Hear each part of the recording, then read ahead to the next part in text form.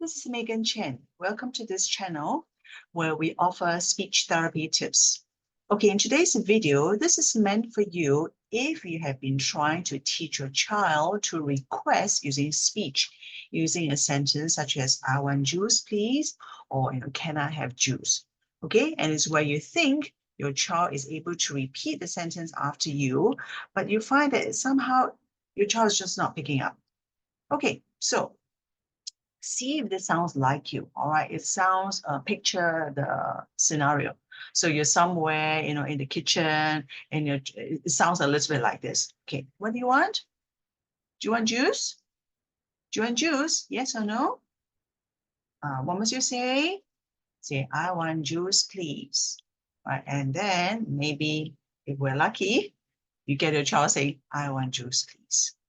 Okay, and it may not happen very consistently. Okay, so what's happening? How can we improve on the process? I make the point quite often that we have to remember that for your child, speaking or requesting using speech is obviously not the same as us requesting.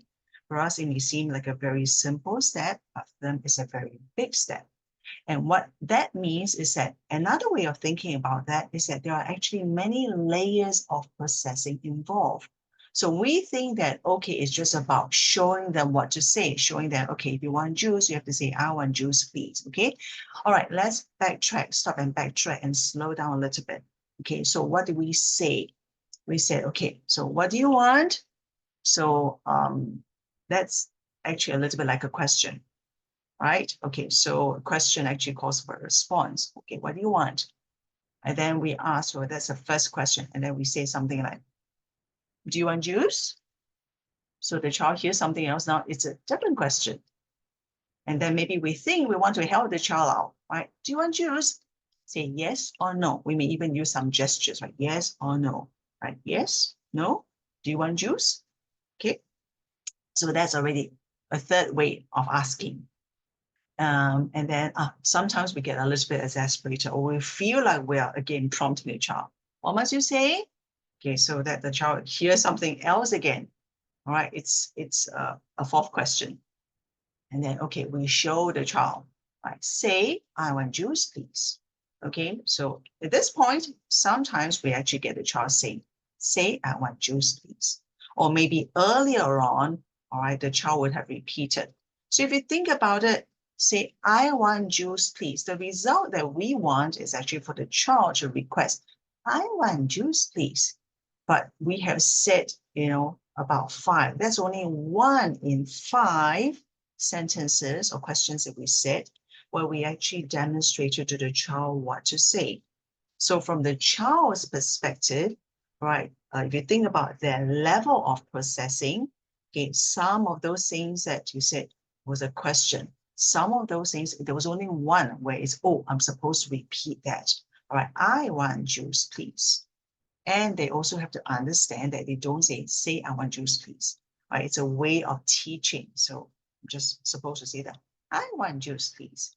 Okay, so 1 in 5, mathematically, that's probably not a very efficient way, right? So I would suggest that if you find that, that sounds like the kind of difficulty you've been having, to have a think about doing something different. What I would try to do is to so-called be the child's spokesperson, try to cut down. It's very natural for us to, come up with all those sentences. In fact, in a real scenario, you're likely to have even more. Maybe you've repeated some of those more than just once. Here, I just say each one time, right? Maybe you've been really exasperated and you say, what do you want? Remember, you've got to ask for what you want. Tell mommy what you want, tell daddy what you want. No, don't give it to him. All right, he's supposed to ask. All right, so imagine that. So a child is hearing, or some are questions. Some, actually, mommy wasn't talking to me. Mommy was talking to somebody else.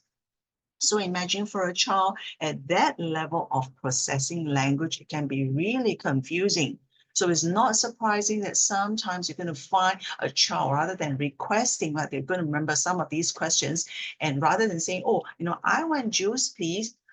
Do you want juice? They will actually say, do you want juice? Right, as a form of, that's their way of requesting, because they associate that every time I get juice, this is something that I hear. So hopefully it gives you a better understanding of how a child processes. So what I would recommend is to just stick to, okay, if it's a scenario where you want to show a child, you can tell by the body language, or you think that, that's what he or she is going to request. I want juice, please. Right? And then hopefully with your child imitating, I want juice, please. And then just to make sure that he or she gets the juice. Okay, so they understand. Right? So just stick to that. So what's more challenging is for us to try to remember what not to say and just say what the child needs to hear at their level of processing. Okay, so they always hear, I want juice, please. I want juice, please. So imagine if you do it, and if you're using other food, right? If you're using chips, for example, I had a student was learning, I want Pringles. I want Pringles, please. I even break it down into 5 small pieces. Okay, so now you can stretch out that Pringles, that chip, and get 5 times more practice. So even mathematically, it's something where it's more intensive. Your child is getting more intensive practice. So it's more likely to work. Okay, then when the child is really clear about, okay, that's what I do, I say, I want juice, please, I want car, please, I want to go swimming, please, whatever, right? Then that's when we actually slowly add other steps. Maybe you can start adding a question. You can start using just a prompt. Well, what must you say? Actually, I normally prompt maybe in other ways. Maybe I prompt using what I call a silent prompt.